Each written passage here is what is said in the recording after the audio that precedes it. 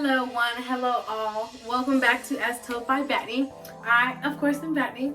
And today's video is going to be on lock maintenance. Today's video is going to be me talking about what I do to help maintain my locks, my beautiful beauties. Side note, I really love these braids so much. I don't want to take them out, but I'm gonna take them out. And if I want to put them in, I can easily put them back in. I was going to wait to talk to you guys until after all my braids were taken out, but I think I'm going to talk to you guys as I take my braids out. So side note, my thumb is doing much better. I got my not staples, I got my stitches out probably like a week ago now. What is today? Thursday? Yeah, a week ago today actually. My mom is a nurse, so she took them out for me. It's kind of weird having my thumb back in action. This video was not about my thumb, so let me stay on topic. Anyways, my thumb is doing well, for those who are wondering. I have had locks for going on 5 years, April 22nd this year. I was gonna say next year, but we're in 2020.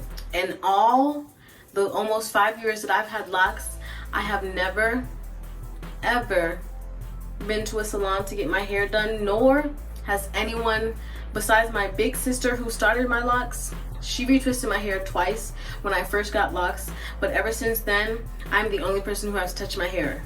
And I'm not saying anything's wrong with going to the hair salon, or even just someone who is good with locks.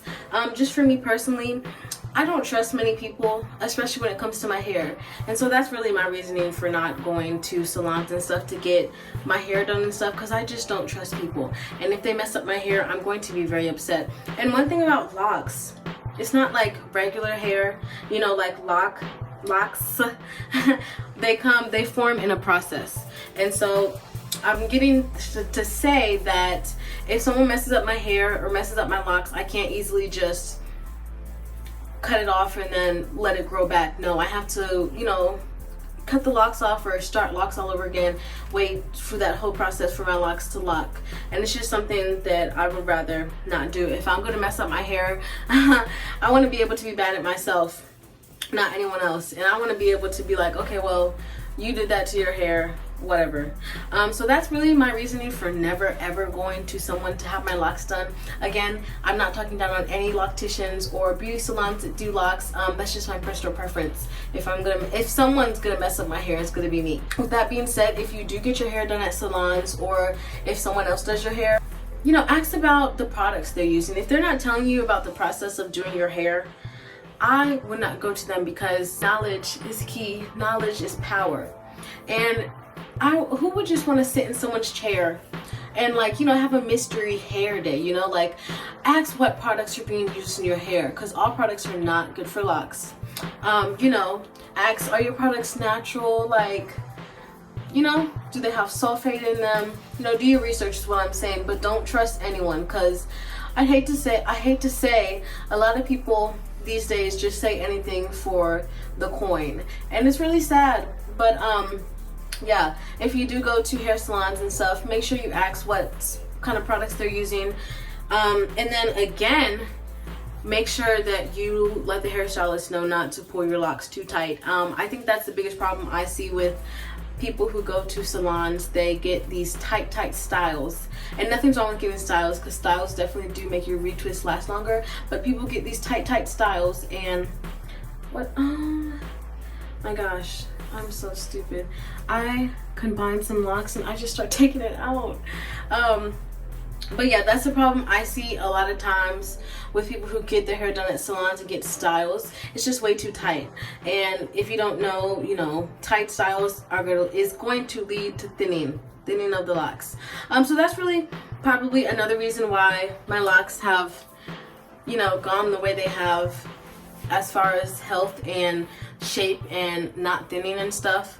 But I am going to get to that thinning part later on in this video. But for the most part, my locks are really good. I've never lost a lock, never had to cut off a lock, never had to cut off a lock that was thinning or anything.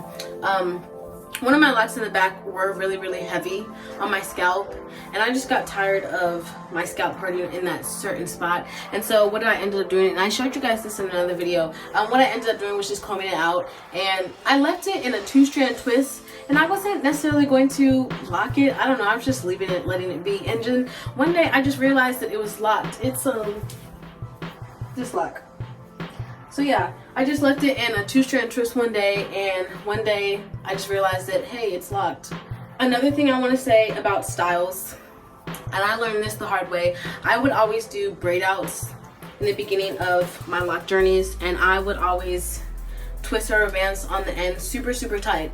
And I learned that that causes like indents in your locks, and it can weaken your lock.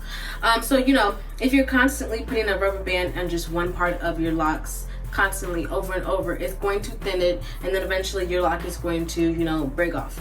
And like I said, none of my locks have broken off. I learned, you know, I would take the rubber bands out and see, hey, this has an indent, and then it just one day clicked, like, oh, it's the rubber bands. And so now I only put the rubber bands around my lock twice.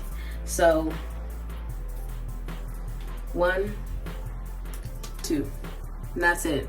I don't focus on having tight rubber bands at all. I don't care if the rubber bands fall out. I'd rather have healthier hair than, you know, a long-lasting style. So that's just my pitch, my spiel on salons and styles. Again, there's nothing wrong with going to salon as long as they know what they're doing. Again, there's nothing wrong with getting styles as long as they're not pulling too tight and your hair is not, you know, being pulled.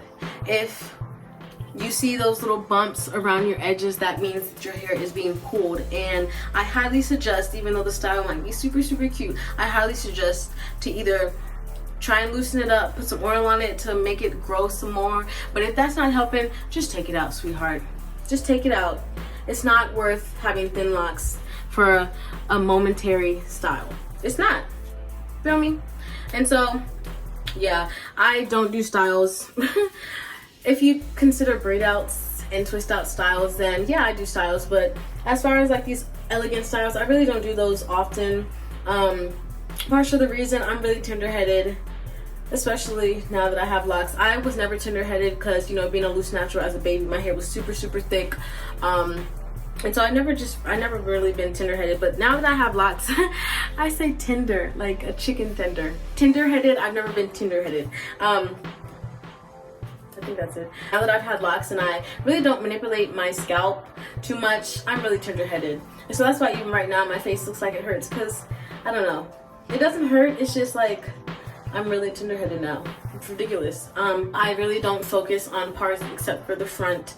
But even then, I don't part it to the point where I have to pull a whole bunch of hair out of one lock. If hair is growing into one lock, I'm just gonna leave it because it's not worth breaking the lock. And then that can cause thinning because there's less hair in that lock, you feel me? Another thing I wanna talk about with lock maintenance is lint and build up. So one thing you should know off rip when you have locks is you should be deep cleaning at least once a month. I think I started deep cleaning my hair probably 2 years into my journey, and I honestly wish that I knew something about deep cleaning before those 2 years, because my hair really doesn't have bad buildup. You know, I've seen worse, but for the most part my hair is pretty clean, you know, pretty shiny, pretty healthy looking. But I do wish that I knew about deep cleaning before, a little earlier on in my lock journey, because I think it's just important. Because, you know, locks, they're like sponges, so they like to soak up everything. And so yeah, it's just important to keep your hair clean and just to how do you what's the word? How do you avoid buildup? You don't get it to begin with. And so that's why I say deep clean once a month at least with apple cider vinegar. And I suggest the one with the mother. So it's the stuff like with the stuff on the bottom. And I know some people use baking soda. I had a bad experience with baking soda. Bad experience. So honestly now I don't use baking soda, to be honest. I just use apple cider vinegar in it. works fine for me.